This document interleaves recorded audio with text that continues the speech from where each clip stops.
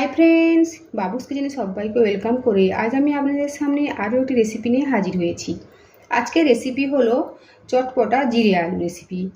একদম কম সময়ের মধ্যে ঝটপট বানিয়ে নেওয়া যায় এই জিরে আলু, আর খেতেও কিন্তু বেশ দুর্দান্ত হয়। আমরা গরম গরম রুটি বা পরোটার সাথে খুব সহজেই সার্ভ করতে পারি।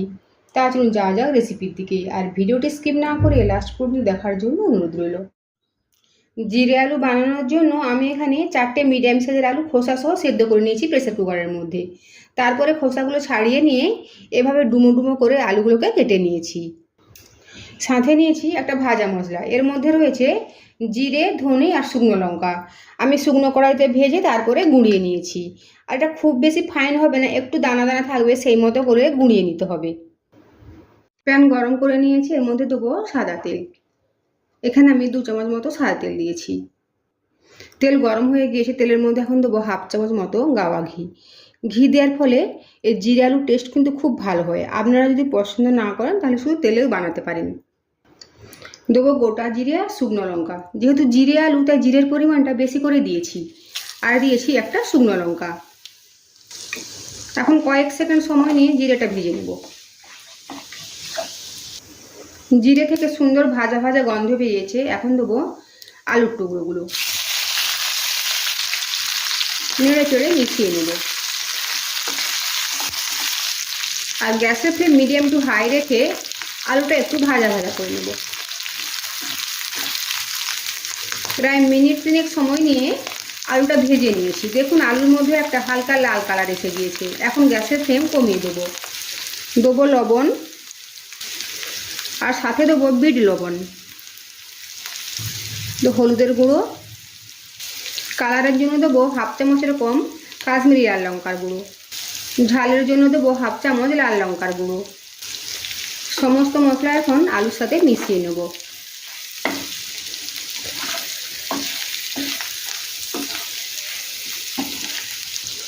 দেবো 2টো চিরা কাঁচা লঙ্কা, কসৌরি মেথি। আবারও ভালোভাবে নেড়ে চেড়ে মিশিয়ে নেব। এই জিরে আলু রুটি, লুচি, পরোটা সাথে পরিবেশন করবেন, অসাধারণ লাগে। আমার এক এক সময় মনে হয় রুটি বা পরোটার সাথে আমরা কি বানিয়ে পরিবেশন করব। তখন কিন্তু এই চটপটা জিরে আলুটা বানিয়ে নিতে পারেন, খেতে কিন্তু দারুণ টেস্টি হয়। কসুরি মেথি আলুর সাথে মিশিয়ে নিয়েছি। আবারও প্রায় মিনিট 2 সময়ে গ্যাসের ফ্লেম একদম কমিয়ে রেখে নেড়ে চেড়ে রান্না করে নেব।